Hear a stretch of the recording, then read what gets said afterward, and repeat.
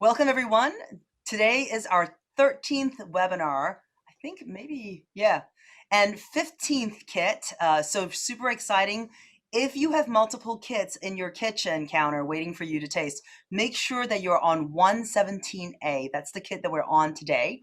Today's a little different because I'm going to first introduce our guests and then I'm going to take you down a demo of a new feature that we have. And I really hope that some of you who've enjoyed our poll questions will enjoy this new feature because we are giving you a little cheat sheet to what is the geek world of wine tasting. So before I go there, again, welcome to our 13th webinar. Madeline Triffon, will you say hello to everyone? After I unmute from sunny Detroit, and the strongest hugs go out to our first timers. Welcome. We're very happy to have you with us. Excellent. And in addition to Madeline, we have Tim Gaiser. Tim? Hey, everybody. Greetings from New Mexico. Beautiful spring day. Hope you're doing well and welcome. Thank you. And of course, my business partner, Evan Goldstein in San Francisco. Hello from San Francisco, which counterintuitively on a spring day feels like winter is coming. Awfully cold down here today. Great. Fantastic. Well, I'm so excited to share with you guys a new feature before we go in too deep into our actual kit for the day. So Andrea, I'm going to take over the screen for just a little bit. Andrea's in the background driving. And I want to show you guys, I've gone in to do the start tasting. And just to not give anything away for today's session, I've picked 116A. And this is the quick picks mode that you can get to by going to start tasting. You enter in, today's kit is 117A, but I'm entering 116 for illustration purposes. And then you would click on quick picks. And you will get to your dashboard of the wines. I have a leaderboard here that is the CW72 if you want to join the leaderboard for the webinar. But this is the new feature that we have. When you come to Quick Picks, instead of having the world of grapes to pick from, we have now narrowed it down to 4 grapes. So you have a 25% chance of guessing the correct grape.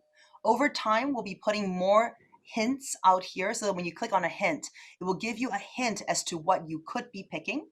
And as you go down to geography, instead of having all the geographies available to you, you will now be able to pick New World or Old World and see only 2 geographies available to kind of hone in your choices and not make it so quite difficult for folks to be thinking about it. And every single category will have hints as well. So this is mobile friendly for you to play with this as you're tasting with friends. I also want to share with you, for those of you who are using our full workout mode and you have taken the time to walk through the entire grid. In the full workout mode, you can do everything like you always do. But what we found people say is that sometimes it's really hard to relate what you're seeing and tasting into what you think it is. So what we've done is you can keep all the same, do your sight, do your aromas, but when you get down to your deductions, there is a hint box over here. And in the hint box, the same hints that you get from Quick Picks are now available to you. So when you hint, instead of having your world of any vintage could work, you can now click on the one vintage that you think that it is, and it would show up right here. You could click on grapes for a hint. Instead of getting the entire list of all the grapes that we make and rebottle from, you will now get just the 4 possible grapes that it could be. So again, it gives you the opportunity to score a higher points, and it really helps you to really ask yourself, what's the difference between Chardonnay and Sauvignon Blanc? And our hints will sort of point at that. So I hope this is exciting. We are looking to put more how-tos and from feedback from our subscribers, help you guys taste not only with the webinars, but on your own as well. And if you like this, give me a thumbs up. Let me know what you think of it on the chat. If it's still not helpful, you're still feeling lost, let us know. Let us know how we can help you. But without further ado, I want to make sure that we get back into our kit 117 today. So again, welcome if you're just joining us. I see some new folks. Today is our 15th kit. since inception. I know the world is changing around us, but it's so great to be able to still see you guys on a monthly basis. If you have Q&A questions, don't be afraid to ask. Please put them in the Q&A box. And if you put them in chat, you'll see that Courtney from our team will move it into Q&A as well. We'll answer them if they're relevant to the particular wine right off the bat, if we have time. If not, we'll move it to the end and also answer Q&A in an email out to folks. If you are sending, again, in the chat box, make sure you check for all panels and attendees. If for some reason you don't have today's kit, don't fear, because we have the ability to have you play along even without wine. We will give you all the clues, and all you have to do is guess along. 117A, also, you can play with us on the leaderboard. Andrea's going to show you where you can join the leaderboard. It is as you enter the kit, you will see a join a tasting group. And if anyone's on the leaderboard, I think Christian, you are our amazing warrior when it comes to the leaderboard, always topping that leaderboard. Thank you so much for always being so steadfast and going there.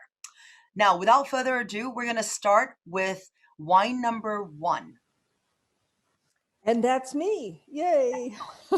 For those of you who are joining us for the first time, just remember, big helpful hint that the wine is your best friend, and it's telling you exactly what it is if you can just still the mind a little bit and pay close attention. That's what I tell myself with regularity. So appearance, and I'm not going to be hitting on everything, but the things that really speak to me in terms of how this wine shows at this moment today.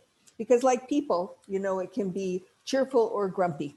And I think this wine is showing very cheerful today. So it is indeed a straw or even a pale yellow. You know, we have what we have on the grid, but, you know, in your own mind's eye, you can even refine it a little bit if you like. The highlights are silver as opposed to green.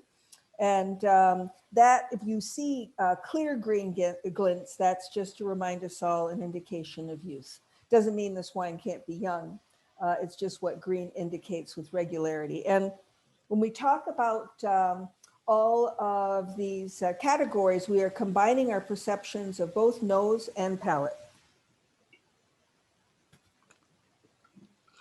I have pre-tasted this wine and I love it, but I wanted to remind myself and taste along with you. So the aromatics are lush and forward, and immediately, you know, if we get citrus, both on the nose and the palate, it's sweet edge citrus like Meyer lemon, tangerine, and it is ripe. And then maybe a little bit of yellow apple on the tree fruit, but I think the fruit that is driving this wine, especially aromatically, is stone fruit, apricot and peach, and definitely ripe and fresh, not dried. And then there is a floral expression, but it's gentle, it's elegant. So, you know, nothing too dominant or obnoxious, just like wafts of apple blossom, lime, or lemon blossom. I love the honeysuckle option. Fresh and maybe even a little bit dried. Don't wrestle too much over things like that. We're not getting precious, but it definitely has a florality. Moving on to the next panel. I will say, as it's sitting on my palate, the finish is swelling. It is persisting, and it's actually expanding, which is a mark of quality. Flip down to other vegetable, I think ginger. Ginger has a lovely spice element that this wine has. And then herbal actually mirrors the floral element. So, you know, lemongrass, a little bit of chamomile, you get some of that citrus there too. I love the chamomile option because there's a grassiness, almost like hay or tea-like aspect to this wine. Other spices, there's the ginger again, and maybe especially mid-palate or in the finish, just a little hint of honey, certainly not in the form of sweetness, just a flavor. Inorganic earth is a big element in this wine. Aromatically, it's there, but on the palate, it almost dominates everything else. You know, pick your rock, whether you want to call it chalk or limestone or what have you, or whetstone. I think it is a beautiful element of this wine, and it's not shy at all. You know, oxidation, wouldn't wrestle with it too much, maybe a touch of sweet nuts, I'd probably vote for pine nut. But go down to perceived winemaking choices. When you hold this wine on your palate for a good 5-second beat before you spit it out, there is a richness to the mouthfeel, even with the poignant acidity.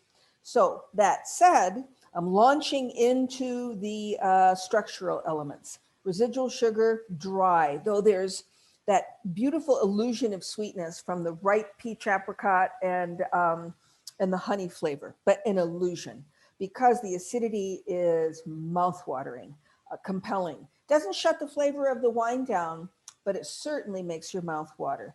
Alcohol is balanced, so to me, that's medium. Phenols, none. I don't get any, white wine fir tongue.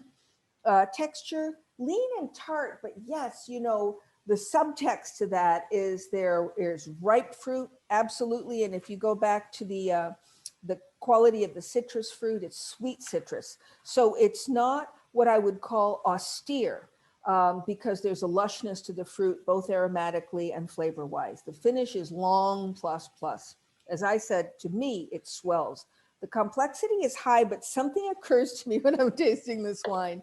I would love to taste this wine in a few years. It's got promise.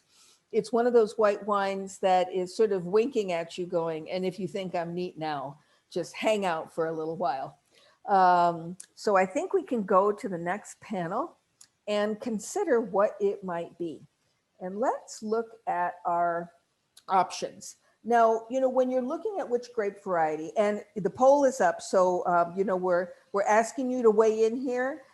Be as honest as you possibly can, and then some, because you're just going to help others and yourself. If you don't think it's one of these three, vote for other. No dishonor in that whatsoever.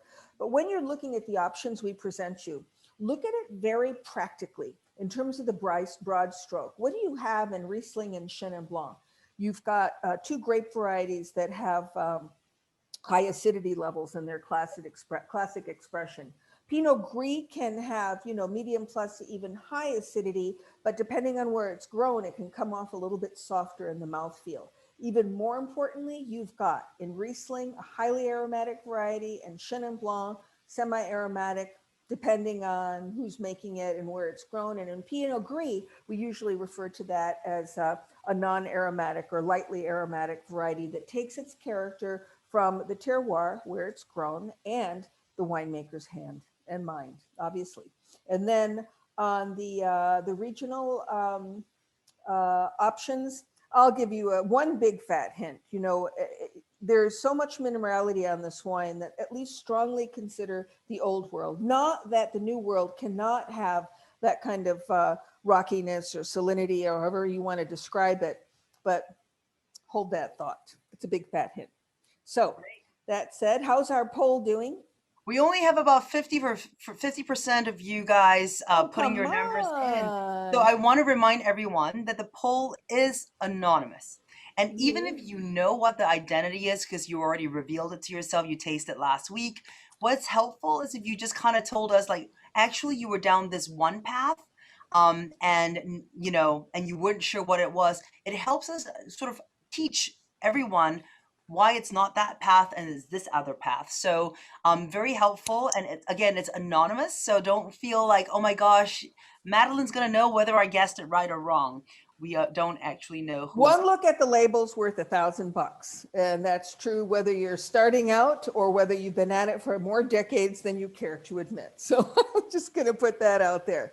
And the wine likes you being honest and giving it your best shot deductively. So, and Madeline, I have one question while we just give everybody else just 10 seconds here. Jessica has a great question. How would you describe the body of this wine? This kind of goes back to the structural elements that we talked about. Body to me often has to do with how it weighs on your palate, that mid-palate feel, which often has to do with alcohol levels, combined with some other elements like oak, which I don't perceive any of this on this wine. I would call this medium to medium light bodied.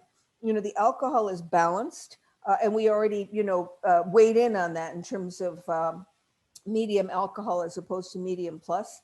And we might diverge a little depending on opinion, but I would say medium bodied. And you know, the flavor is compelling.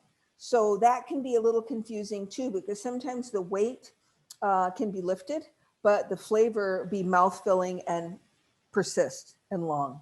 Excellent. Don't sweat it. Mhm. I'm going to share the results, and folks are 65% in Chenin. We've got about 20% in Riesling, about 15% in Pinot Gris, but firmly in those three camps. And then I think probably something to do with the fact that it's Chenin. We've got 62% firmly in France. And if you combine France and Germany, folks are thinking that this is more old world than new world. But the Chenin people are also, some of them are veering to South Africa as well. They should deductively, because, you know, South Africa does a champion's job with the amount of Chenin that they've got planted and the quality that they produce. So, okay. And no other. Yeah, so we've added a new feature to our webinars. We're going to go to the next slide, and as we reveal, we're going to play on Google Earth where we're going. We're taking a trip, and here we are, and we are going to the old world, and we're going to France, and we are going to the Loire Valley, to a wonderful producer of Chenin Blanc, Domaine de Bonmarc. And they specialize in Savinier, dry Chenin, on the north bank of the Loire, but they also make, I believe, some Cornichon, sweet expression of Chenin. And they are widely considered by anybody's measure to be one of the very top producers of Loire Valley Chenin, especially their dry expression is really superlative. So you're getting a chance to try a textbook, classic example, classic in the best sense of the word, of dry Chenin from the Loire. It is, this is a 16 Limang or a 17? We're putting 16. This is a 17. It's a And 17. if you were concerned about your scores, we feel like if you guessed that it was 16 on our app, we make sure that you get some partial credit for that 16 guess as well. So we have the correct answer and the partial credit on the 16. And I love the fact that Andrea and the producer pulled together some pictures for us. That is something that we added a couple of webinars ago, just for you guys to see that part of the world, that part of the country, just so beautiful. I stared at their house. I want to go there for at least a month. You know, it's so beautiful. Let's talk just very briefly about classic French dry Chenin, of which this is truly a glowing example. And, you know, whether or not you were able to come to that conclusion or not, this is a wine worth memorizing over the next few days. If you didn't pour your little bottle out, you can spritz it with a little private preserve and or just put it in the fridge. But it combines citrus, you know, stone fruit, that character that I referred to as hay or straw. Sometimes people will pick up a little bit of a wet wool character. I'm from the, you know, generation that washed her cashmere sweaters when I had them. Very strong minerality, that little bit of honeyed note that tends to come out more in the sweet expressions of Loire Chenin, especially since the grape is so prone to botrytis in this area. Compelling minerality, which, you know, in this case makes complete sense. You know, they have schist mixed with volcanic soils at this site. So if you're wondering between, you know, Vouvray Sec and Savinier, usually Savinier comes off more austere and a little bit more floral than Vouvray, but it's the acidity. You know, the aroma of this is not, it doesn't meet you 150% of the way something highly aromatic like Sauvignon Blanc or Gewürztraminer will, but you certainly don't have to fight for it. And also, dry Chenin from the Loire, specifically Savinier, is historically age-worthy. You know, you can hang on to this stuff or forget it in your basement for an indefinite period of time, and it will reward you. Beaumard's Savinier is exceptionally perfumed and concentrated, that mid-palate flavor, you know, packed with flavor. Their yields are absurd. They start at 50 hectoliters per hectare and can be as low as 30. The wine spends almost a year on the lees, so that adds to the lushness of the mouthfeel that kind of mitigates the mouthwatering acidity. Love this wine. Great example of type. And Madeline, we have a question here from Lisa. What food would you pair with this Chenin? You can go in two different directions. If for whatever reason that acidity is slightly too compelling for you, pair it with something that's got some acidity to it. That could be simply, my favorite thing is perfect, simple, mild fish with a squeeze of lemon. And the damnedest thing happens.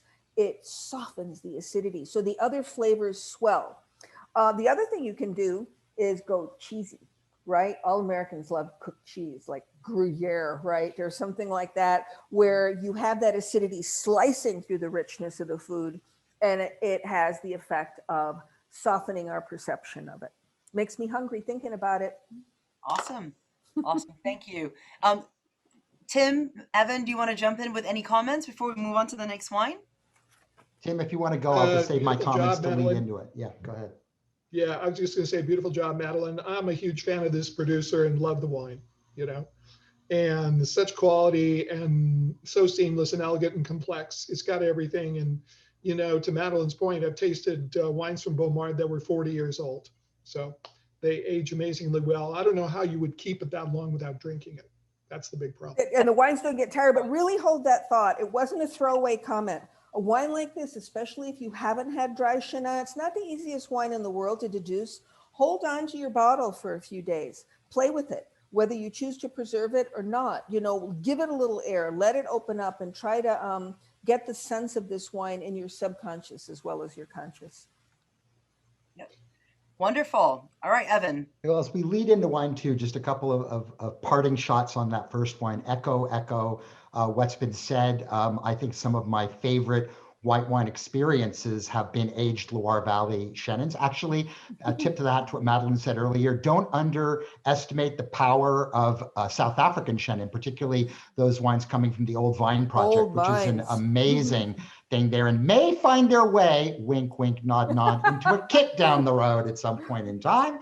But these wines are amazing. Beaumard is unquestionably one of the top 2 or 3 producers of this area. And I have had the fortune of having some that had several decades of age on them. And I would simply add, for those of you who have not pounded down all of it already, either one, as Madeline said, put it in the refrigerator and check it out down the road. But even if you want to get a sense of how well this wine is going to develop, there's that old adage that 30 minutes in the glass is worth 6 months of bottle age. Let this wine just sit out and come back to it in a couple of hours.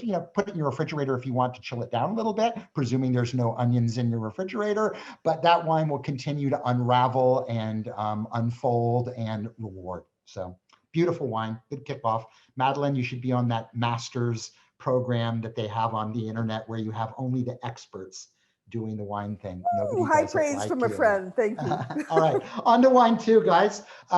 This wine is going in a very different direction in so many ways, but I think what it shares with wine one is being paramount in quality, being an absolute benchmark for what it's supposed to be. Hold that thought, and as stellar an example from a producer. So this wine has a little bit more richness, both in color, by virtue of maybe the grape that it's made from, maybe the age that it's from. But as Madeline pointed out, a couple things with age really quickly. Green, if you see green highlights in the back note, it's usually an indication of either a cool climate or a youthful wine, or a combination of both.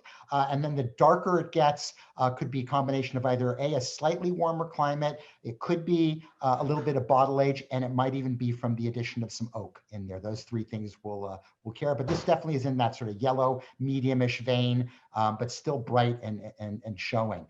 Interesting combination of fruits on both the palate and on the nose. We do have still a little bit of that sort of sweet citrus thing, but even sweeter, even riper, if you will, than what we saw in the Sauvignon that preceded it. But this wine to me is really about the stone fruit. Yeah, there are some sort of apples and Asian pears and things like that, very much on the riper side. Notice it's not green pear and it's not green apple. They definitely show ripeness, but it really is all about that peach particularly and the nectarine, and they are ripe and they are flamboyant, if you will. If you know, in the heart of season, and we're still several months away from that, and those of you down in the Southeast in the great state of Georgia usually get us on that one for the quality of the peaches that you have. This wine just has that all in spades, in the sense that It just speaks to it. And what's interesting here is it's not just the purity of the fruit itself, it's all elements of it. It's the skin of the fruit, it's the inner flesh of the fruit, and it's the deep closest to the pit sweetest part of the fruit that's there, fresh and ripe. A tip of the hat to the tropicality, and then a little bit of floral. I would throw in there that the lily and almost sort of a lilac-y, freesia-esque character is pushing itself out today more so than the pure fruit blossoms, and very fresh in this case. Next slide, please. A lot of other interesting things going on here, but I do think this is sort of very much of a primary fruit-driven wine. There's a little bit of that sort of white mushroom underbrush there. There's that sort of sweet character that fresh ginger root can give you. Again, as Madeline so eloquently stated later, a little bit of that sort of chamomile-ish, orangish, hayish, teaish thing going on there. But what's really interesting to me is that inorganic earth, and whether you again choose to call it mineral or rock or quartziness or salinity or whatever, which will become apparent later on, that is definitely there. There is some oak aging on it, but it's not oak in the sense of sort of like that small barreled vanilla, caramel, toffee, a heavy thing. It's more in the sense of accentuating the texture of the wine, giving into that sort of roundness and creaminess and smoothness that this wine shows. There's a touch of oxidation here, probably a combination of both lees contact as well as very soft micro-oxygenation through the staves of the wood, older and maybe some newer, but I think it's all older here. And just a little bit of skin contact, that which gives you that very soft sense of pleasant bitterness on the end there, and very quintessential to the grape. It is dry, although ripe. The acid is solid and good medium plus vein. Alcohol, medium plus, not over the top, but nevertheless not light either. A soft amount of phenols, and again here, that's that slightly grippy, again slightly bitter in the most positive of connotations there, but a very creamy, rich, smooth texture, and a super long finish on a super complex bottle of wine.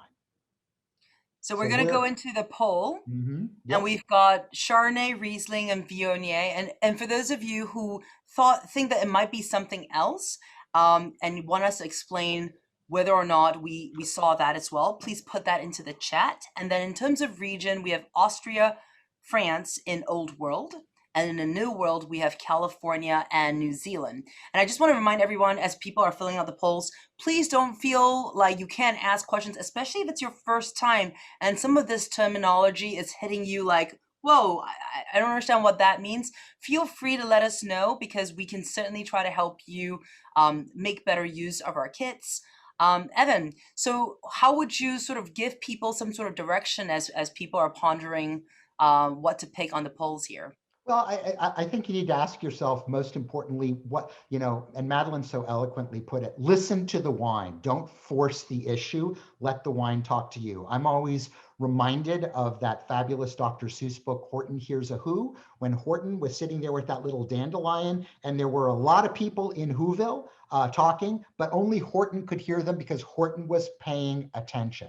So really pay attention to what the wine is doing, and to the extent that you have reference points across varieties, try and see how that connects. So is this consistent with what your expectation of many of the Chardonnays are going to be, which are oftentimes oak-laden, richer, fuller in texture, fuller in body, etc., although definitely sharing some creaminess and roundness. Riesling, Madeline stated before, a very aromatic perfumed variety, occasionally with senses of petrol and fusel oil in places of the Old World with that TDN thing, but nevertheless, again, sort of similar kinds of stone fruit, apricots and things like that. Viognier kind of splits the difference there. It has that sort of, again, rich stone fruit character texturally, tends to be richer and rounder. And other is really for those of you who are being honest enough with yourselves to say, I didn't think it was any of those things, and I thought it was XYZ from XYZ country, and would like to use that as a thought starter for us to have some future conversation.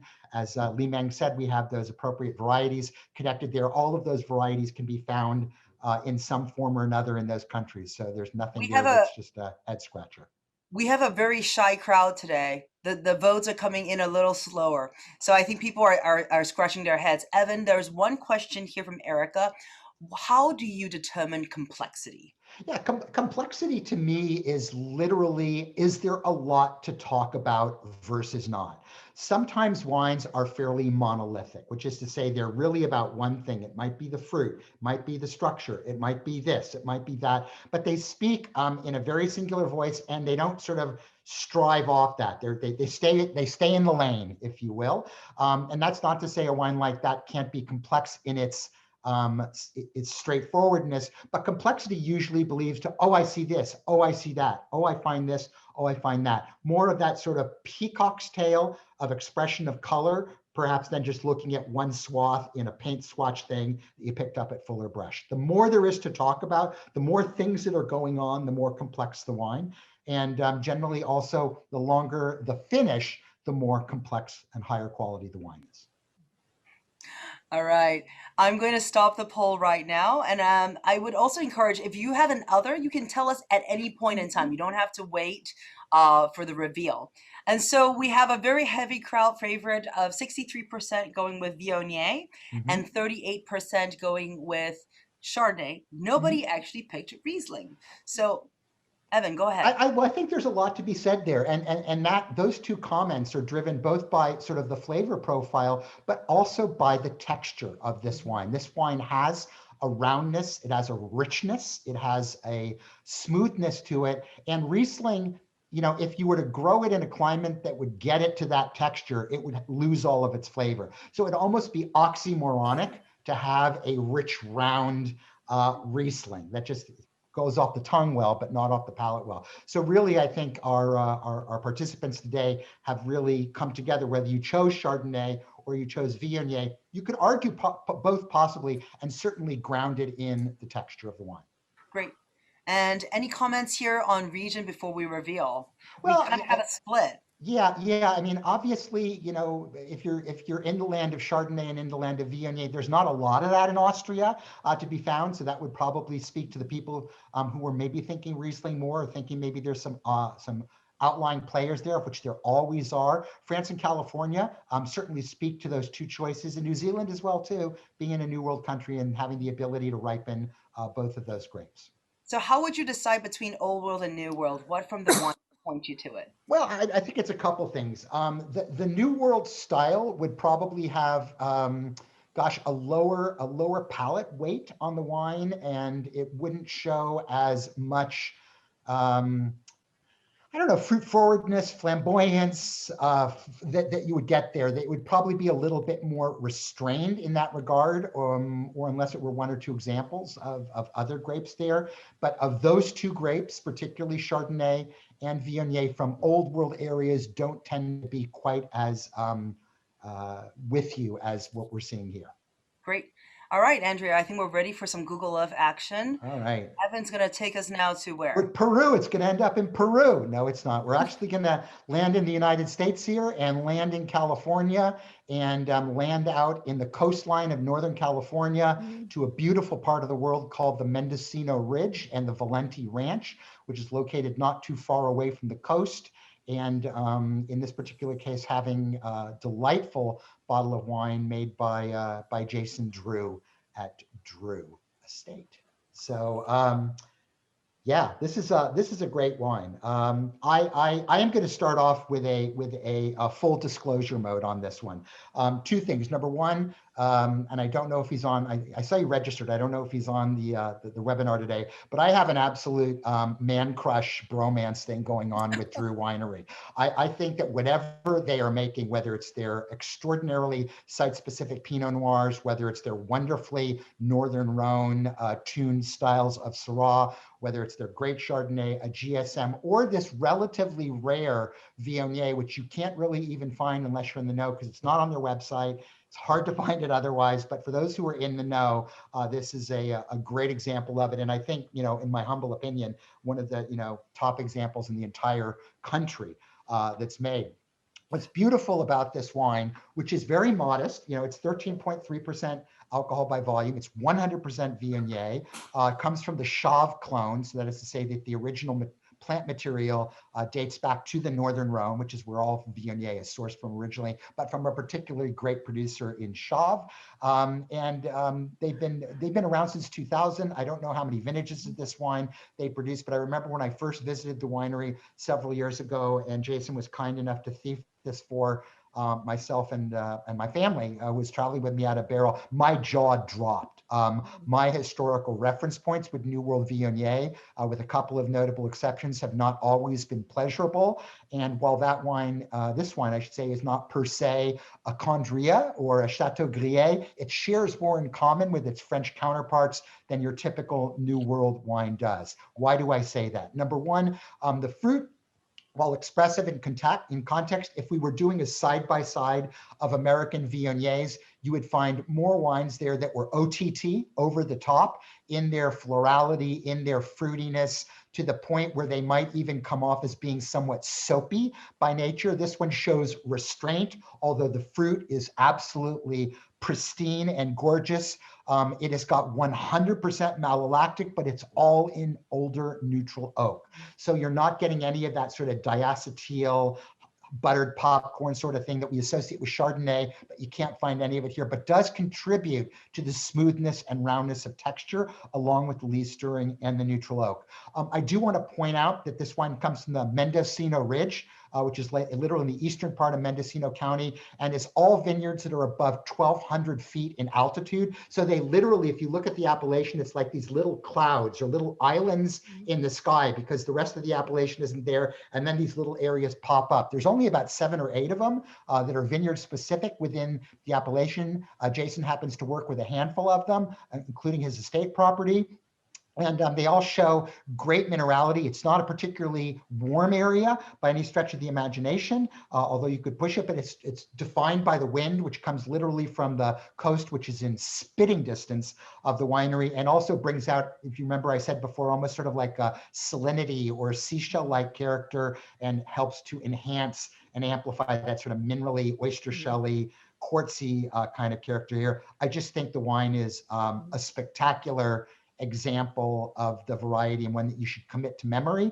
And also I want, before I turn it over to any other points and questions, a couple of other things. One, note that this wine is a 2017 vintage. Think about that for a minute. This is a wine that historically in North America ages for about as long as most of the leftovers in your refrigerator do, which is, you can hang on to it for a couple of days, maybe a week, maybe cellar it for a year or whatever, but don't think about putting it away for a long period of time. This wine is 4 years old and is growing and is getting better all the time. I still have a few older bottles of this in my own cellar that I purchased over time, and they are getting better and better too. And this, I guess, all just illustrates that I do have a bromance going on. Right. Evan, we have 2 questions on this. And for those of you who are thinking, I'll go to Drew's website and purchase a ton of this right now. Evan and I tried to buy more 2017 for our own production, and it was hard. So, Evan, first question, and I hope I pronounced this correctly, from Sedale. This wine took her or him to Albarino. What do you think of Albarino as a call for this? Well, Albarino is a good call in the sense that they both share stone fruit. One of the defining elements of Albarino, not so much Alvarinho as you would see on the other side of the river in Portugal, but on the Spanish side, having sort of a nectarinish, peachish character is typical of that area. What you don't get, though, is the accompanying weight. What you don't get is the accompanying roundness and texture. They can be somewhat round, particularly if they practice ample lees contact and something like that, but they're not going to pick up as much volume that you're going to have there. So the fruit profiles can be similar. I do think Viognier tends to have the volume of trebly bright fruit features pushed up a little bit further than Albarino does. And Albarino also will have, at times, a stronger citric component, and oftentimes an underlying tropical component, of which tend to be a little bit rarer. With Viognier, it tends to be more about ripe citrus, clearly stone, and then some riper tree fruit. Great. Evan, one more question about geography. So if they went to the New World, how would you differentiate between California and New Zealand? Does New Well, Zealand even make, a lot of Viognier? oh no, New Zealand makes some Viognier. Most of it's obviously well, it's not obviously. It is on the North Island. Most of it's sort of in the Hawke's Bay, Gisborne areas, the warmer parts of the North Island.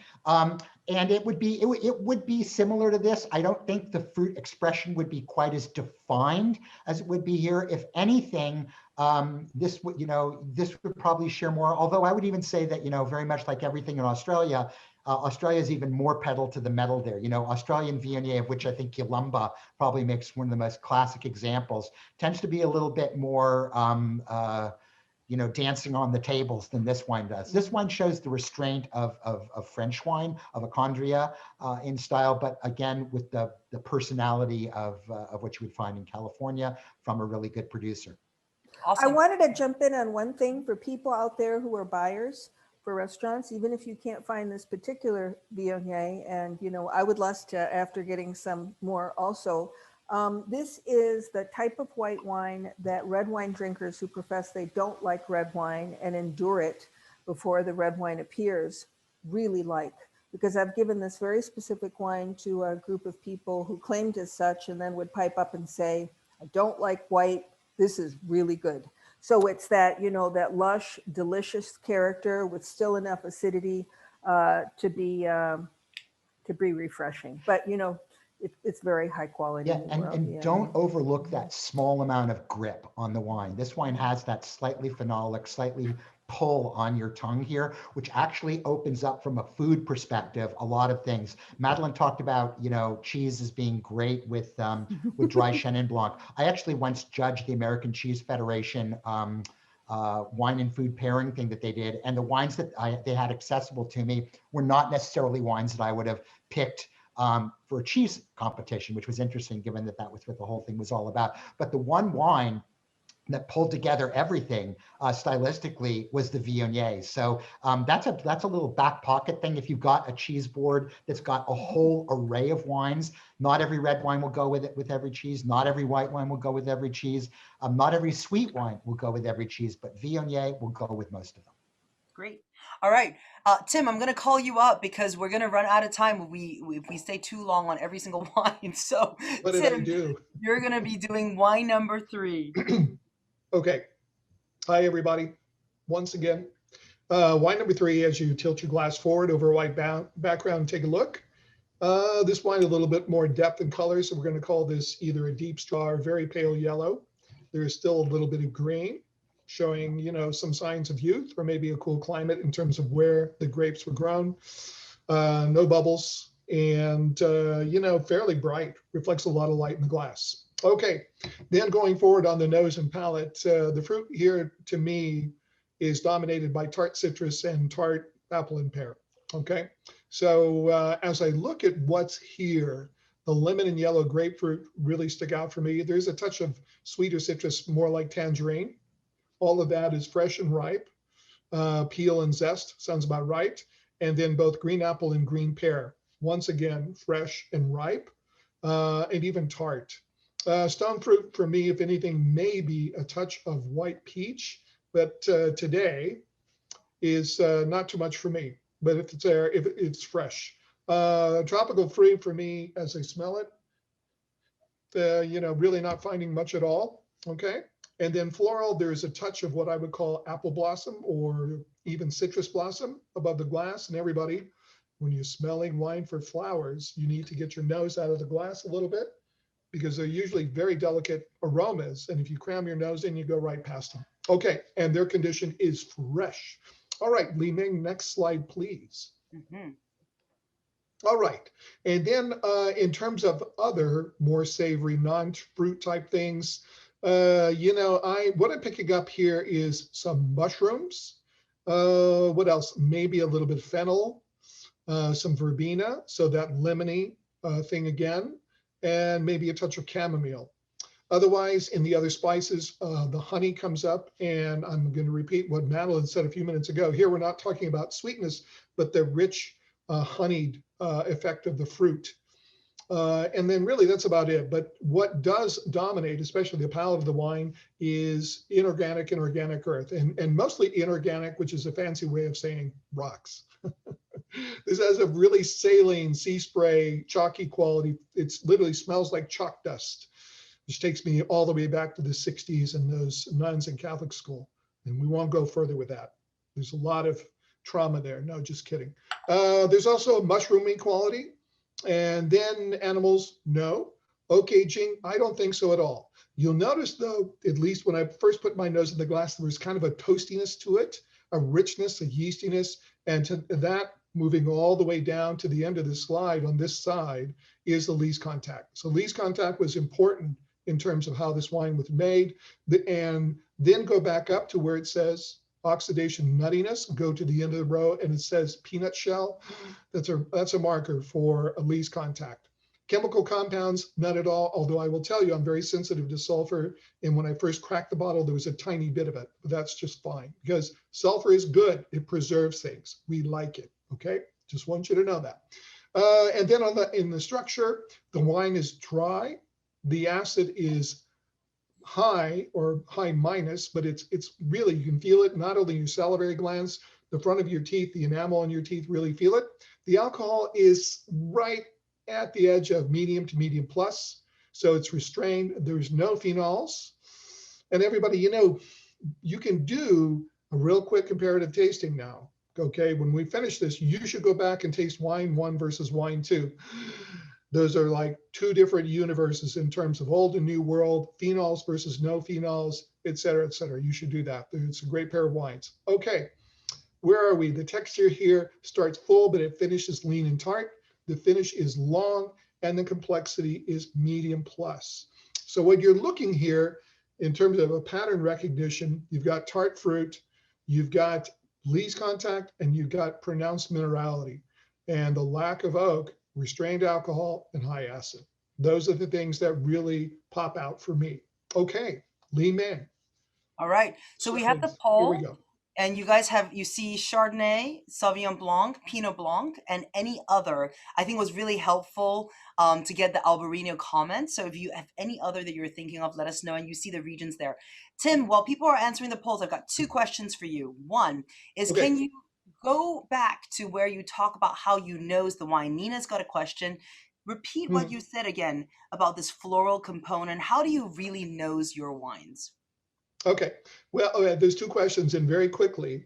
First of all, flowers in wine come from 1 or 2 different sources. They're either esters, which are from fermentation, so they're compounds from fermentation, or they're another compound that's called terpenes, and that's a chemical compound in aromatic wines. In fact, that beautiful Viognier that we just smelled and tasted, which is a gorgeous wine, all those flowers are from terpenes. So an aromatic grape like Viognier or Gewürztraminer has that a lot. In fact, it's a dominant factor in the wine. This wine, you notice, not nearly much so. In fact, for me, on a scale of 1 to 10, it's about 1.5, okay? But also my comment was, when you smell for flowers, unless you get smacked on the side of the head, like a wine like Viognier or a Gewürztraminer, if it's more delicate, you need to pull your nose above the glass a little bit and breathe in gently in and out. And there are a little bit of white flowers here. But again, to note, they're not really prominent or an important part of this wine. Great. Thanks, Tim. There's another question here from Gregory. What exactly is lees contact? Can you explain the process and what it does to the wine? Sure. Okay. Great question. So in other words, you've got yeast that you use to ferment the wine. Yeah. And that makes the wine from grape juice to wine. And when the wine is wine and it's fermented, you still got it in the solution, right? And it looks really silty or powdery, or sometimes in the case of something like sherry, it looks like cottage cheese. But it's very silty, but winemakers for white wine will leave it usually in contact with the wine with any number of months, could be 3, 6, 9 months.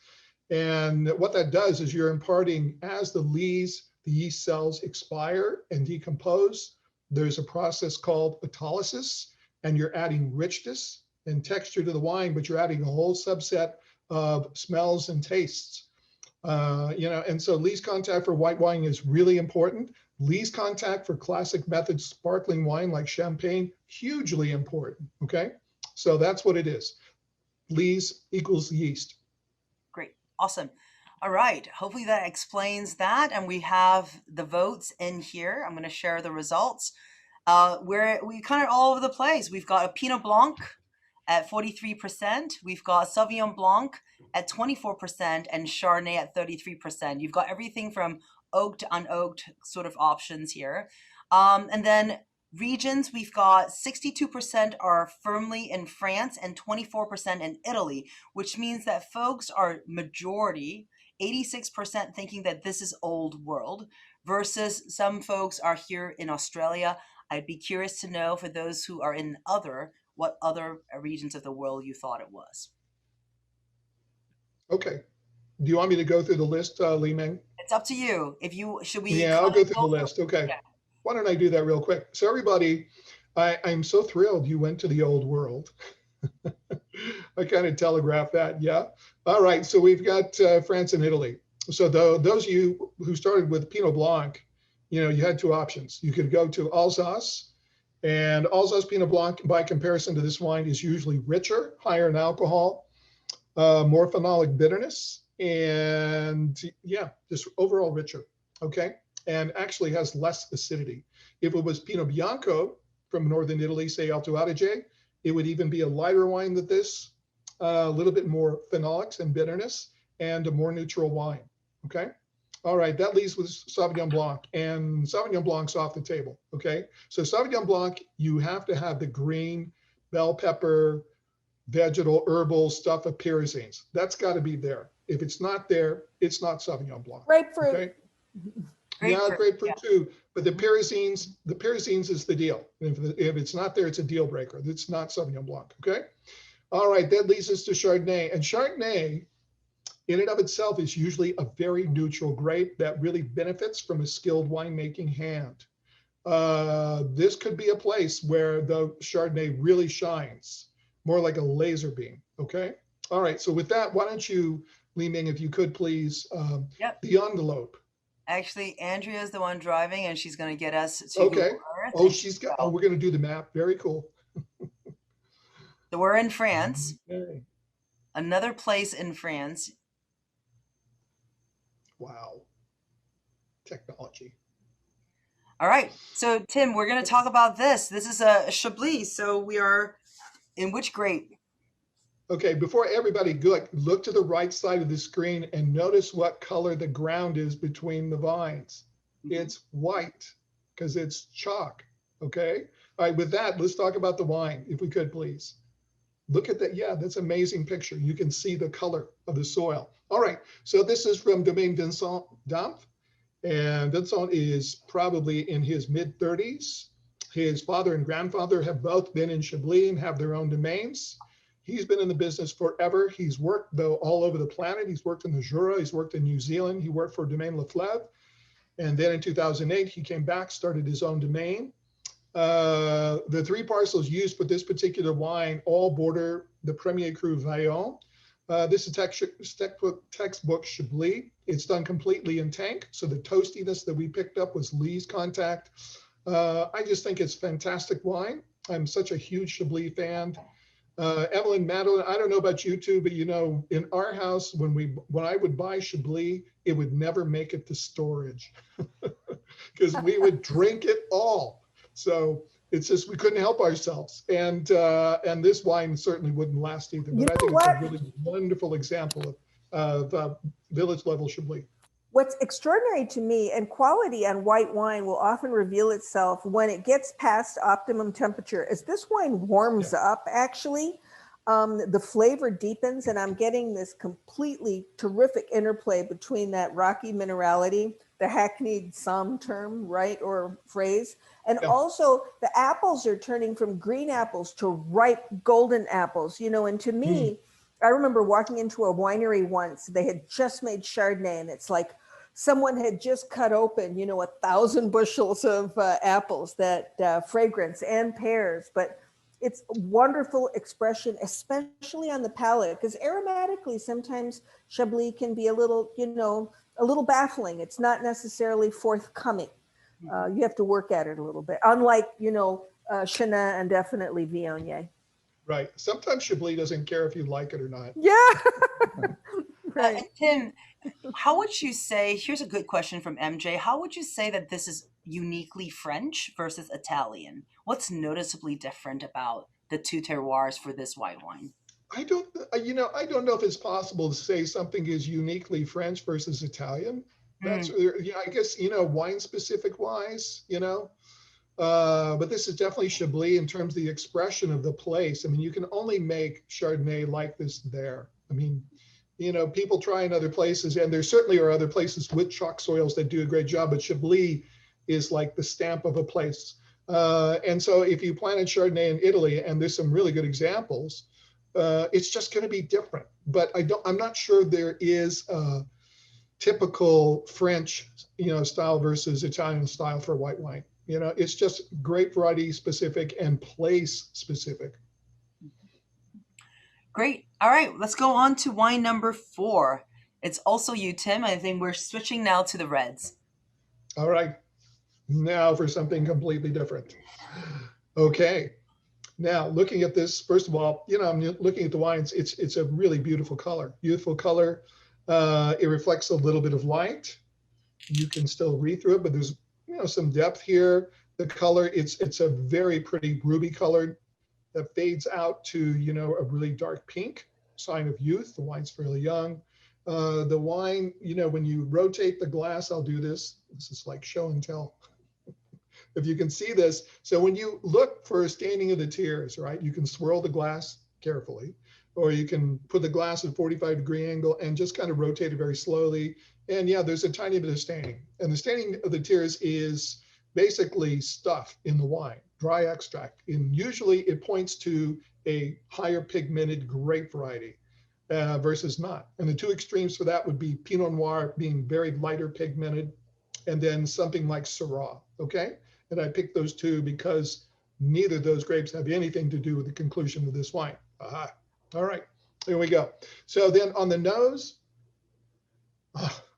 it smells wonderful, number one. Number two, it's a combination of red fruit and black fruit, okay? So you've got all sorts of things for red fruit.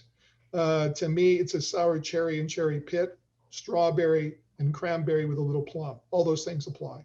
A lot of fruit. And then on the dark fruit, I would say the blackberry and black cherry are pretty good calls. All of those things that I mentioned are fresh and ripe, but I would also say in the case of red fruit implies tart, yeah? Because all those are tart when you taste them. Again, fresh and ripe. Citrus fruit, no. Stone fruit, no. In terms of floral, once again, checking above the glass, oh, that's really pretty. Combination of, for me, violet with a little bit of lavender. Very pretty nose, and condition is fresh. Okay, Li Ming, please. Okay, here we are. All right, so I'm looking at this, and what I'm getting more than anything, certainly a touch of leafy green type things, and I'm just going to go dark leafy greens. With that, other vegetables, brown mushrooms, I think a little red pepper and a little beet, and maybe some fennel. Yes. Rhubarb, yes. To me, rhubarb's a fruit, but I could be confused. But rhubarb is really sour and red. I think of my grandma's rhubarb pies. What else? Tea leaf. Yeah, and not bergamot for me. This is black tea. And yes, I like some of these laurel bay leaf, certainly. So there's some savory type herbs here, other spices, perhaps some licorice, more red here than black for me, and a touch of black pepper, but not much. I mean, the trouble with spotting black pepper is you may go down a rabbit hole and it's the wrong one. What else? Truffle and mushrooms, yes, and forest floor for organic earth. And to me, the mid palate of this wine is very firmly mineral driven, surprisingly. There's also something on the palate that's not really noted here that's winemaking, and I will talk about in a moment. Oak aging, yes, but here it's large neutral barrels, okay? And it's a textural thing on the sides of the mouth and the back. What else? Oxidation, to me, this is more like almond skins and no chemical compounds.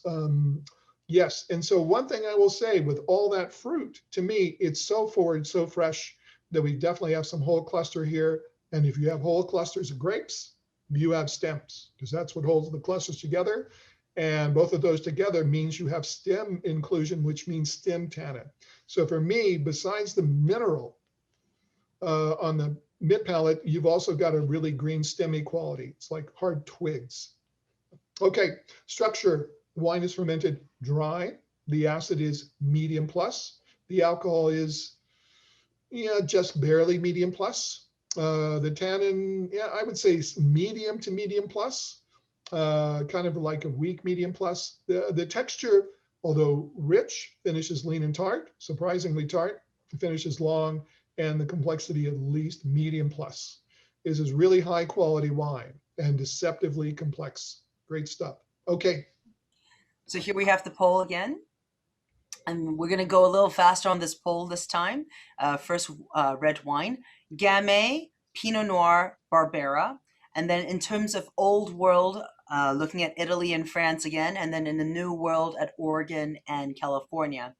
So I don't have any questions here except for one about minerality. How does one determine, or where does minerality really come from in wine? Okay. Short question with a long answer, Li Ming. I'll do my best. So at this point, what we know, what scientists tell us, is that minerality and earthiness in wine are from the soil, the microbiome in the soil. So that's bacteria and yeast population. Those affect fermentation. And how they affect fermentation is what we taste as mineral and earth. The plants themselves don't uptake, minerals, and it doesn't end up in the grapes. That doesn't happen. But again, the microbiome, the microflora and fauna, and how that impacts fermentation is what we smell and taste as mineral and earth and wine. And obviously, that is different from place to place and even row to row of vines in a single vineyard. Mm-hmm. Great. All right, I'm going to end the poll in about 30 seconds. Just as people, I feel like people are hesitating because maybe they're having a hard time with this one. Can you give them a hint that will help them along? Well, I'm not sure. This, for the possible grapes on the conclusion here, this I think are the narrowest bracket. First of all, I'm going to go with structure. Okay.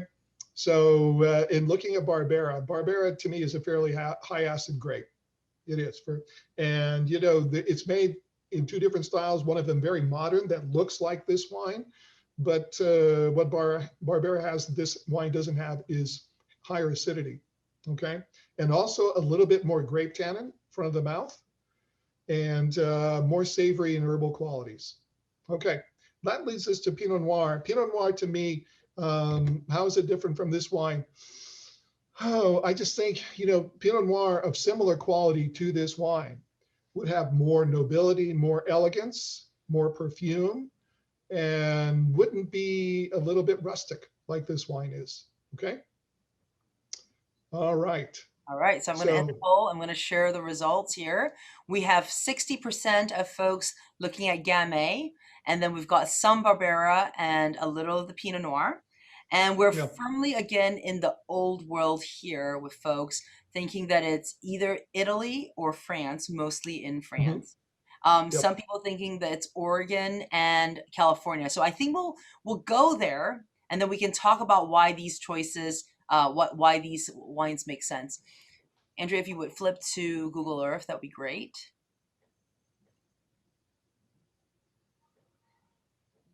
So this is our third wine, this kit, that is going to be in France.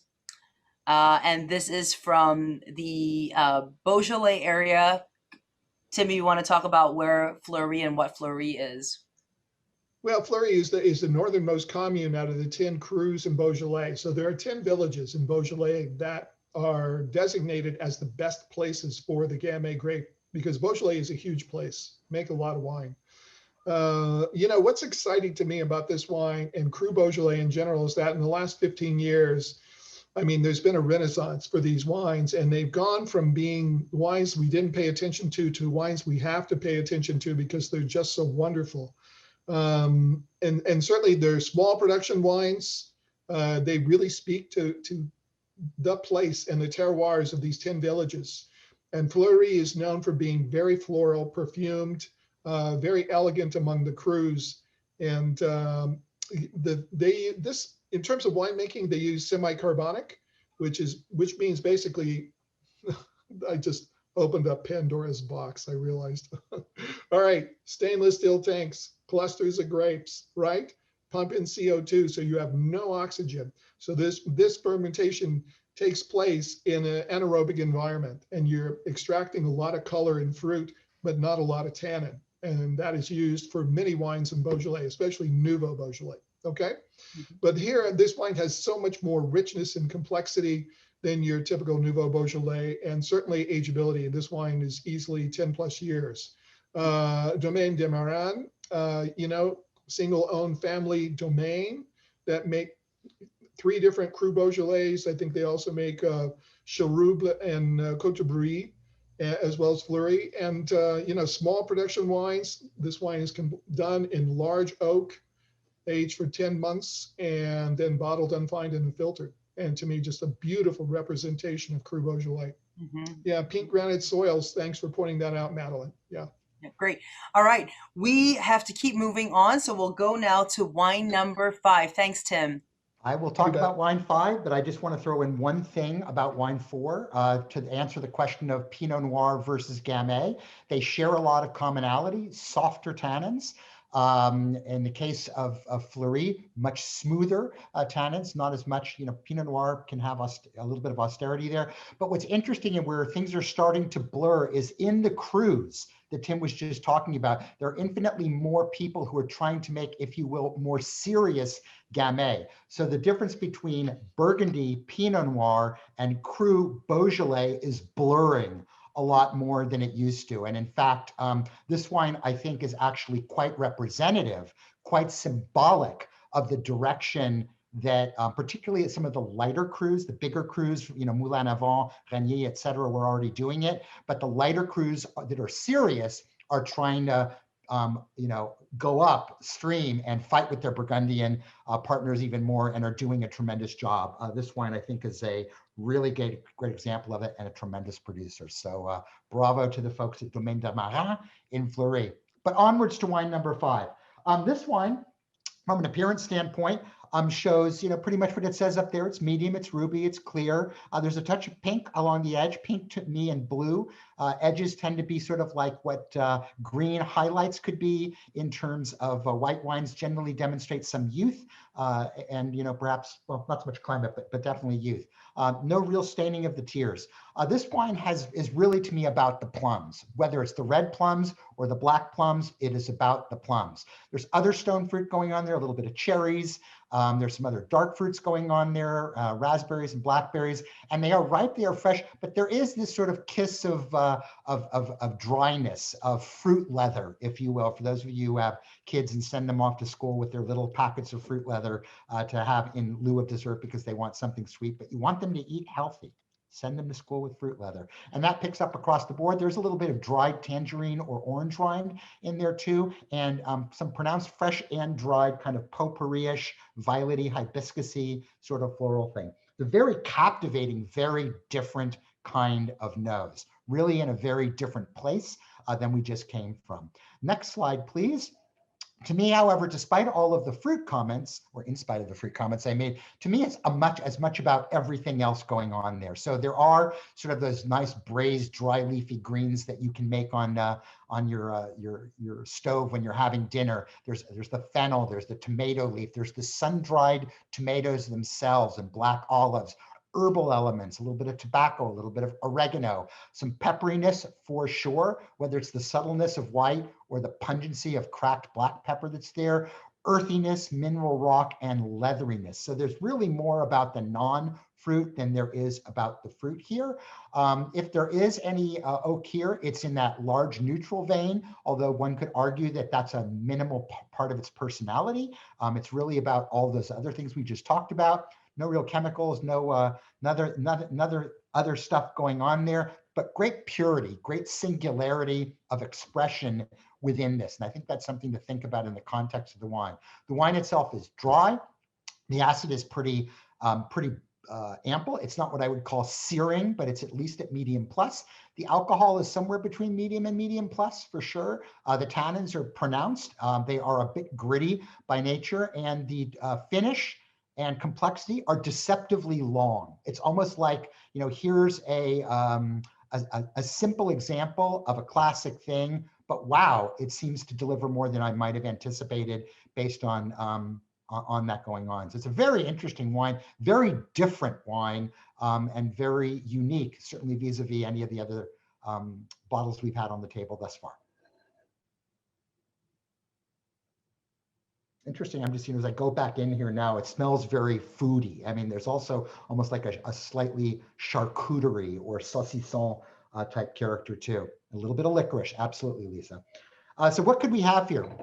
Well, we've got a couple of choices, two of which are Italian. Sangiovese and blended wines. That speaks to our friends in Tuscany specifically, and those friends of ours in Chianti and places like that, who are often either making the grape pure, but oftentimes blending it with other local and increasingly international grapes. Tempranillo would be the stunt double in Spain for that same Sangiovese grape, whether you in Rioja, or as they would like to say in the UK, Rioja, or the Ribera del Duero or other parts. Once again, either pure, but occasionally times blended. Aglianico is the grape of southern Italy. So Sangiovese is the classic grape of the center of Italy. Aglianico is the classic grape of the south. And then there's some others. And then, of course, we talked about Spain and Italy, but don't forget that oftentimes these grapes, which may seem very old world in place, have, for various reasons, expatted themselves around the world and done quite well in countries like Argentina or places like California. Great. All right, just gonna give you another 30 seconds or so.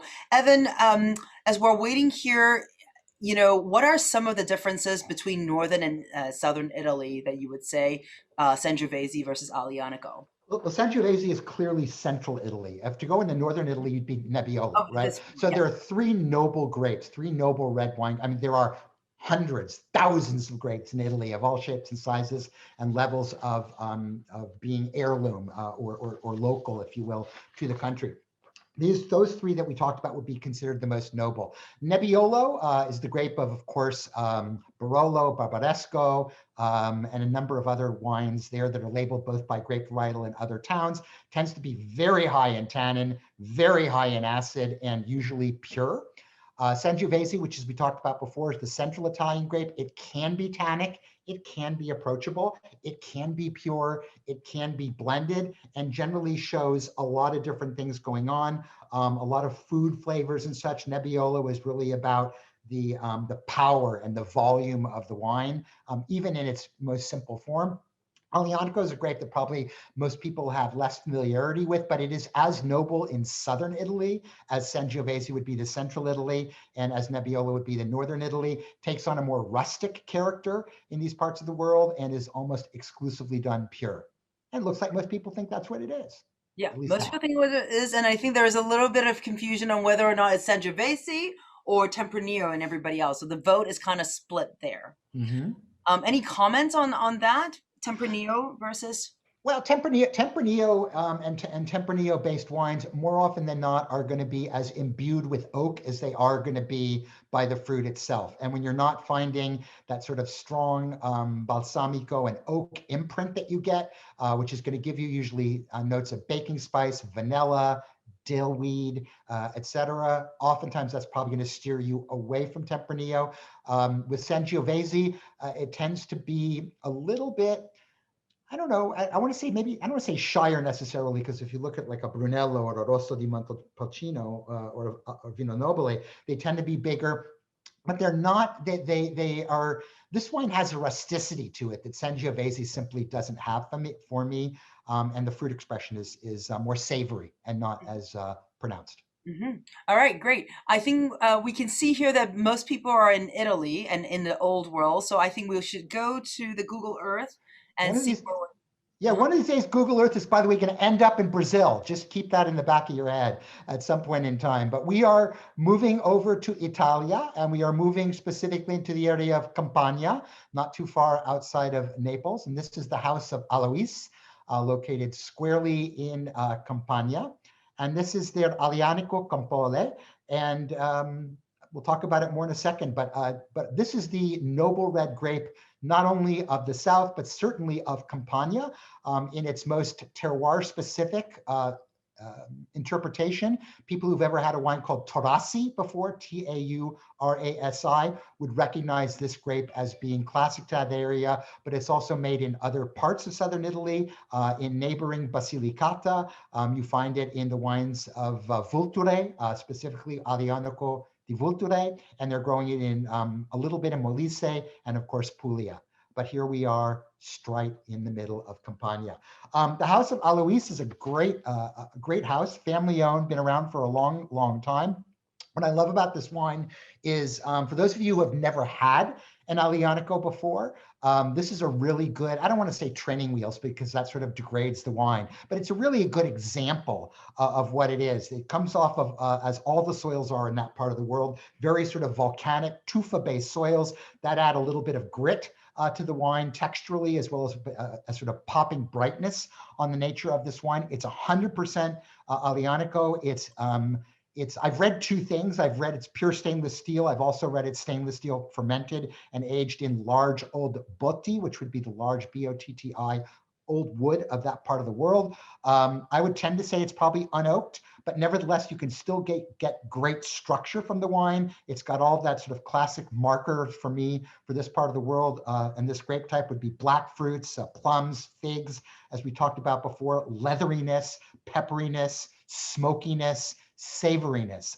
It craves a great a braise or pasta or your favorite lasagna or whatever, but I think it's also a wonderful purity of expression of that. The 18th vintage, just for those people who are interested in that, is it's not a classic vintage in that part of the world. It's considered a very solid vintage, if you will, and the wines are very approachable, easy to drink, of which this wine I think fits that bill typically. But it's a great way to kind of cement this flavor profile in your head, because this is as Aglianico as it gets. And for those of you, trivia of the day, you know that you have a flock of birds, a murder of crows. Do you know what you call a bunch of Aglianico? Aglianici, not Aglianicos, but Aglianici. Impress your friends. Evan, considering the grape, you make Aglianico means. No, that's true. No, wait a minute. You didn't even mention lamb with this. And, Oh, I it would be know there's fabulous. no relation Yep. to Greece, but Aglianico is Ellenico, which is, incorrectly defined, defining this grape as Greek-based, but gotta have Right, lamb. right. I didn't want to go into that because that's a whole rabbit hole, but all the grapes of this part of the world, Greco, Di Tufo, etc., all are thought to have Greek origins, but none of that is Madeline's point proven. And yes, Tim, that is absolutely true. And I was told that by a winemaker when we were doing an Aglianico roadshow several years ago, when comparing Aglianico of different areas, and he brought up in conversation something, Aglianici, and I was like, whoa, what's that? And he goes, Evan, the plural of Aglianico is Aglianici, not Aglianicos with an S at the end. There you go. Okay. Evan, I'm going to ask the dumb Yeah. question of the day. When I put my nose to this glass, I got like this, a little bit of a funk. What is that? Part of that is Italian. There is this sort of so-called Italianness. Somebody had asked the difference between how can you tell French wine and Italian wine from each other. And there was something that Tim was trying to wrap his arms around that just sort of said, well, this particular wine from this particular place couldn't come from anywhere else. And there are certain flavor profiles, sort of a rusticness of approach, of grape, et cetera. Aglianico has a rustic, for lack of better words, funk to it as part of its profile, which can be either beguiling or off-putting, depending on how you approach it. I find it completely beguiling. I find this to be one of my favorite wines, wine grapes of all of Italy, certainly for reds, but it does have this sort of rustic edge to it, this kind of funkiness to it, this sort of animalness to it. As I said before, sort of the food flavors, the pepper, the earthiness, all of those things together come up with you call it, funk is a a more volumed word for rusticity. That's great. And I bring this up because for me, you know, every time I have a bottle that has something different like that, I worry about our process. Obviously, there's nothing wrong with our process, but I wonder for out there, thumbs up or thumbs down. Like, do people like that funk? I love to see that. Alianico it's a polarizing wine, and it is absolutely screaming the grape variety. Now, whether you like the grape variety or you don't is a personal and subjective thing. But it is this could not be more Alianico like than this wine is. Absolutely. Yeah. Great. You know, I love I that. I just want like to the bring funk. up, you know what? I don't think it's funky. Funk, you know, usually denotes Brettanomyces. There's no Brett here. This to me, it smells like sulfur and volcanic rock, you know, and the wines always taste almost of iodine to me. And they're hard. And this one is bone dry. It's acidic. It's firm. It's austere. And here, yet another wine that doesn't care if you like it or not. So, Evan, I have to disagree. I got to tell you, for $17, red wine does not get more serious than this. And I Yeah. think if this has training wheels, you know, we should be afraid of the more expensive wines. Yeah, and I say that quickly, and I know Limeng, we need to move on to the last one from with Madeline. But you know, the more pedigreed versions of this, the ones from Torrasi itself, are perhaps by design and scarcity more expensive. But yeah, I mean, I think in terms of over punching its weight, Tim, absolutely, this wine delivers the quality of a Torrasi in the package of a simple Aglianico. Yeah, well said. All right. Okay, I So am powering through wine six. Don't I love worry, it. Lee I know you Mang. But and I can. will tell you, it's one of my favorite wines because the level's gone way down, and I am spitting it out. But parting shot on the Aglianico, I really encourage everyone to get, you know, if you move away from the training wheels, I'm continuing this analogy, and move to the, you know, sort of Grand Prix version, spending a little bit more money. It is an incredibly noble grape variety that is isolated to a very specific part of the world. Not unlike a white wine comparison would be a Sirtico and Santorini, or another red wine version in Italy would be Nerello Mascalese de Sicily. I think there should be more Aglianico made. I think we should pay more attention to Aglianico, and I think the depth and the complexity of it in its, you know, earthy gnarliness is just spectacular. So that said, thank you for including it in this kit, Master of the World. Yay. Okay, wine number 6. Here we go. Color wise, absolutely worth paying attention to, because to use, you know, Tim's methodology, turn the glass, it adheres. And actually, when I had a significant amount in the glass, it looked opaque. So, you know, the appearance is something, especially if you're teaching yourself to blind taste, you are not going to draw any conclusions from it. You're going to put it in your pocket because you can always circle back to it, which will often set you free when you're really struggling with initial conclusions. This wine to me is all about red fruit, you know, offset with a little bit of black in the background, but it's, you know, a really neat condition of fresh and super ripe, almost dried, but also with mouth-watering acidity. You know, I'm going to use a thing that Tim did a little bit earlier. Another grape that does this, where you can have ripeness and you can have a surprising amount of acidity, is Zinfandel, the Saint Zinfandel. So that's why I'm just throwing that out there as an option. So, you know, take your pick on the red fruit, but there's a savory aspect to it too. That's why I like that ripe red tomato character. There's definitely, you know, if there is a citrus element, it's, you know, tart, ripe citrus in the form of orange. There's the peel, there's the zest.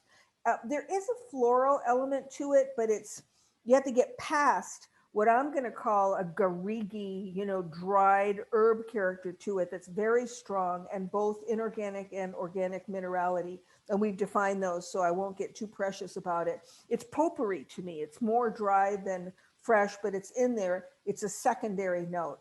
But this is an example, if you're trying to get the ripeness, where it really helps to hold the wine on your palate, because you might not catch it if you're just, you know, chewing it and spitting it out. Hold it on your palate, and you're going to get that ripeness that always comes through to me like an illusion of sweetness, even on a red wine. We can look at the next panel, but there is a rustic texture that we're going to speak to when we get to the to the structure. For sure, arugula, bitter greens, love it. Olives, both black and green. Go down to herbal. I keep circling back to garrigue, which speaks to, that bitter chicory character, maybe tea leaf, a little bit of pepper and paprika, but then go down to earth. It's a coin. Whichever side you want to look at, one side is all about dusty earth and the other side is all about rocky minerality. Oak, there's an element in here. You know how it's funny when you're assessing oak, especially if it's neutral. You can imagine what would it be if it absolutely didn't have oak, and then that helps clarify the presence of oak that's not new. So even though you're not getting spice and vanilla and chocolate and all that good stuff, there's an oxidative character to this, but it adds to the complexity. It's not a flaw by anyone's measure. BA, I'm not sensitive to volatile acidity. So if it's in here, my colleagues can pipe up in a minute, and if it is, it's in just a skosh Midwestern term that adds to the complexity. It certainly doesn't detract from the wine.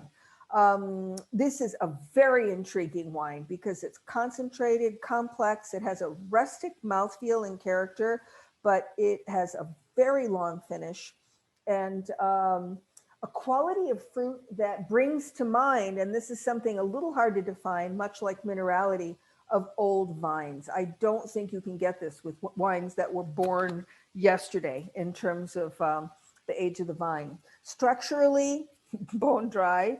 Acid, I would say high at this tasting for me. I mean, there's a strong salinity and my mouth is watering more than it did on the whites. Alcohol, medium plus verging on high, but it works with this wine. And this is another reason why we shouldn't get number obsessed when it comes to alcohol. This wine carries the alcohol, certainly, medium plus tannin. And if I were to qualify it, not quantify it, I would say there's a rustic character to it, certainly drying, but it doesn't shut the wine down.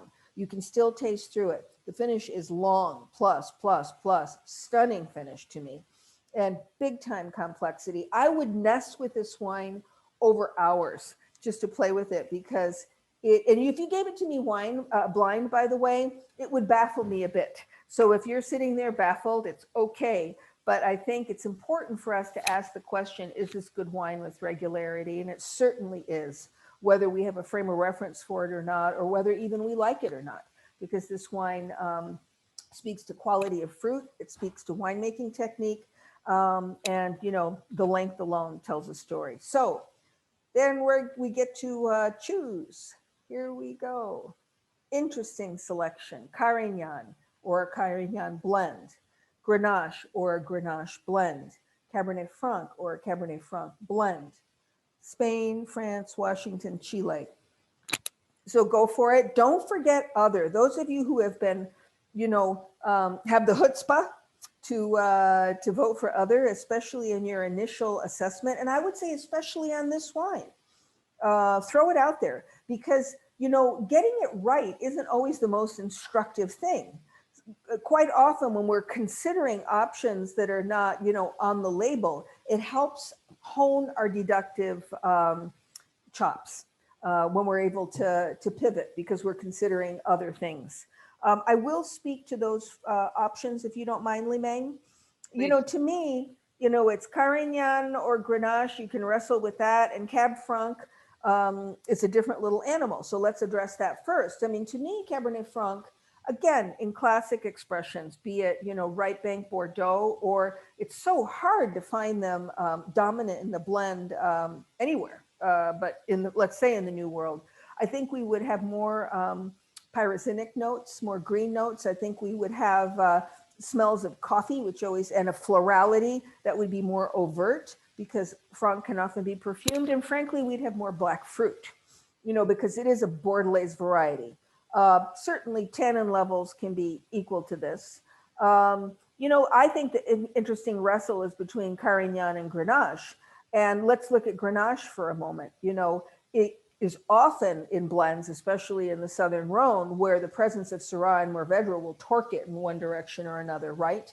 But let's say if it's 100%, It tends to be, produce wines that are not opaque, hold that thought, and that have a clear pepper, either black or white pepper element to them.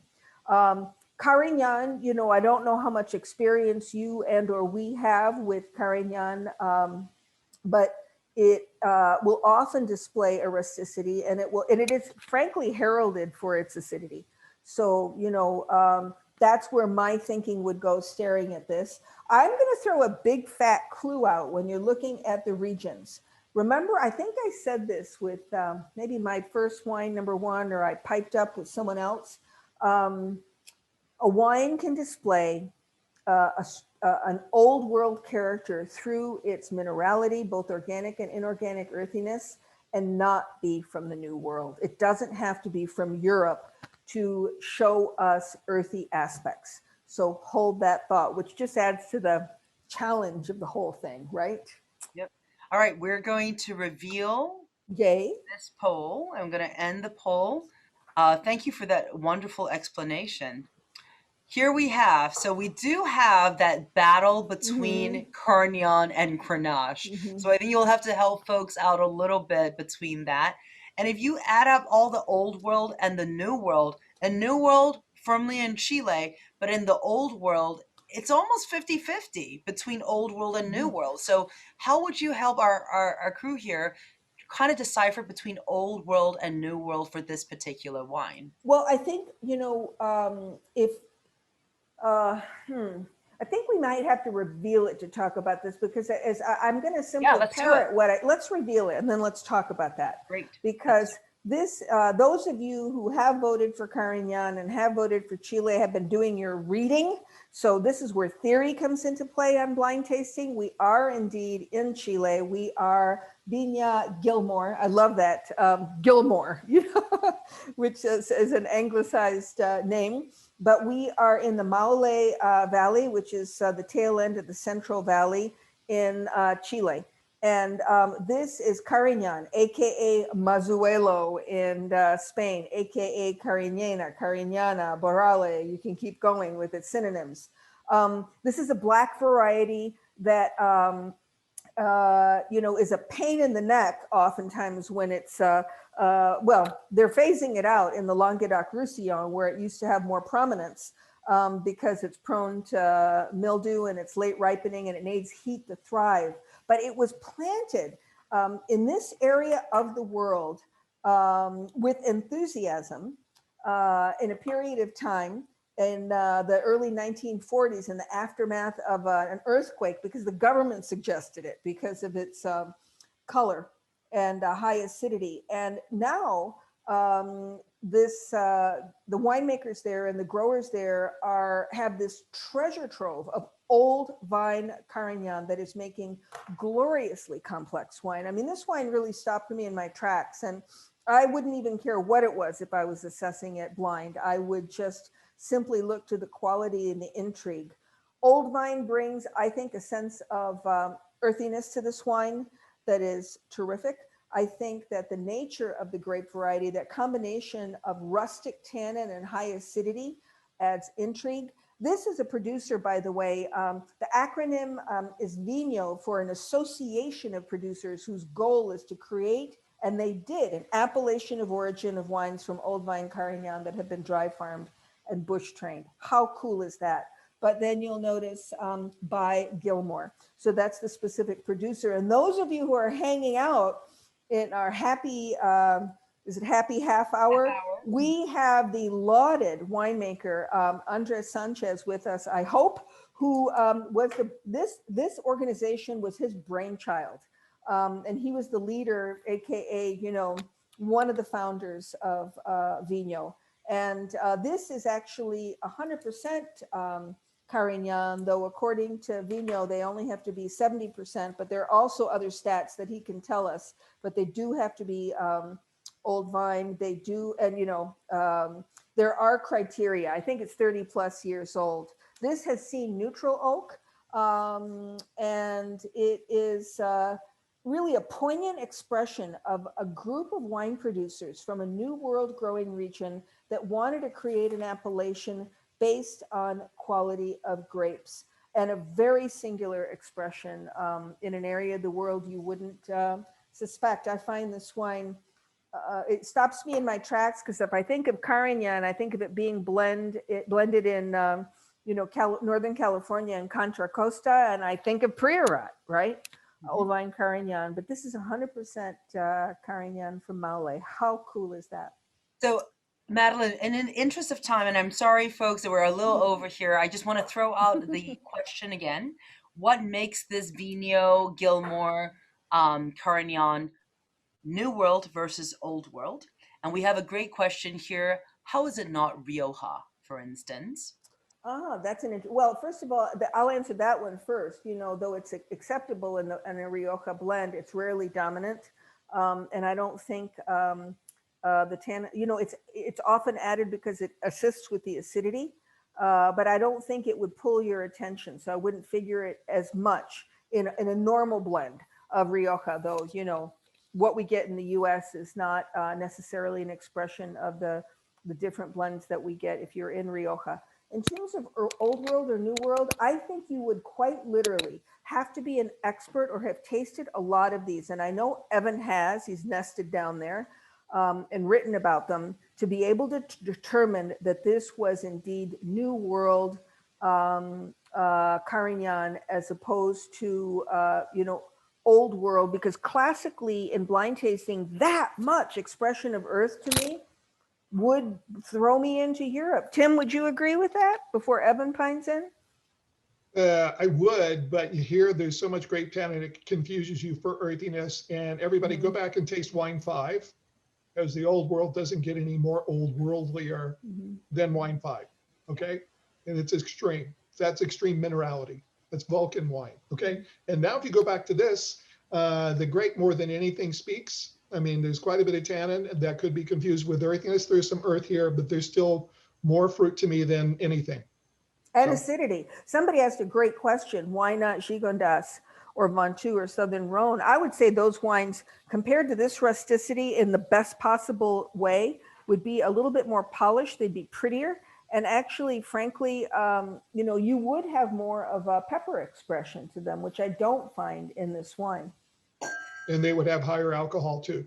This is, Evan, you have a lot more experience with these wines than I do, but loved it. Thank you for putting it in this kit.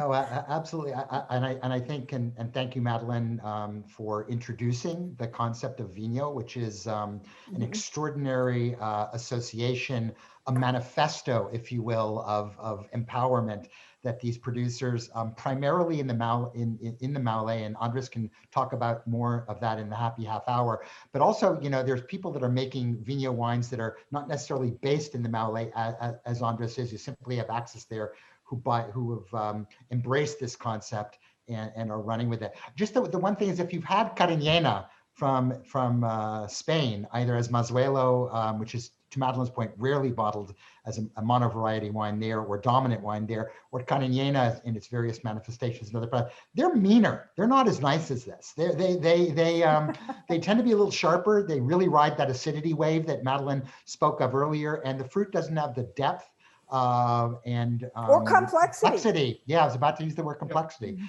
Jinx, we both said it at the same time, that we would have said that you would get in the Old World versions. Great. And Andres, I know you're in the crowd. Thank you for being here. I hope you do stay on, because I know people would be dying to find out more about Vino. I know it's late in Chile for you. And then we're going to go into happy half hour. We're going to let you guys put on your video if you're interested. We're going to go to the last slide, and then we'll go back to talking about any of the 6 wines. We always love to hear from you. And thank you for those of you who have to leave. Thank you for being here. And sorry, we went a little over. Our next webinar, just as a reminder, goes back to Wednesday. It would be June 16th. And we will be tasting 118A, lots of fun selections, completely different set of wines, of course. And for those of you, our Best of the West recording is available on our website. The kits are still available. We've actually are keeping that as an ongoing SKU. So if you want to taste 12 Pinots from Oregon and from California, that kit is for you. Without further ado, again, thank you to everyone. If you stay on, we will turn on videos right now.